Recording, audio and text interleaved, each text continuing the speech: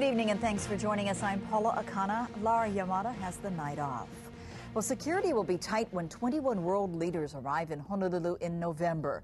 For law enforcement, that means using surveillance cameras to deter and detect any possible threat. KITV4's Catherine Cruz tells us of the plan to add more cameras from Ko'olina to Waikiki. That's our top story at 10. For at least a decade now, they've been the all-seeing eyes in Chinatown, meant to deter crime and gather evidence. Now, Honolulu police want the authority to add more surveillance video cameras. They will likely go in areas where the delegations in the various countries will be staying. So Hilton and the Sheraton and places like that. And maybe the routes that the convoys will be taking.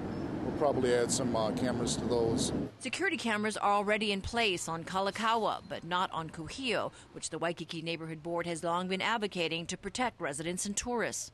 The HTA agreed with us and decided to pay for this effort.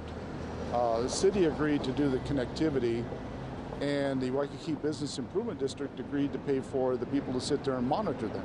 But it has been a 2-year wait, and maybe with APEC as a priority, Waikiki will finally get more coverage. The Honolulu City Council Safety Committee takes up HPD's request next week. We're already using these cameras in places like Waikiki, in downtown and in Chinatown, where they've been very effective as far as helping with the crimes that have been taking place. So I think this will be another tool that they'll be able to use to maximize the safety and security for the event. Honolulu police wouldn't say how many cameras would be added or how much the project would cost or how soon they would be installed.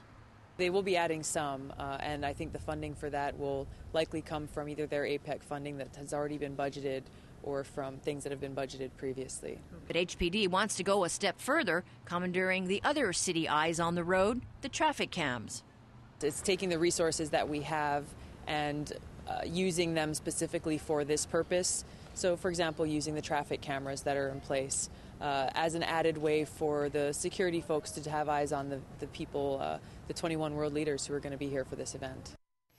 Now, City Council staff tells us that the law requires that there be signs notifying the public that the areas are being monitored by surveillance cameras.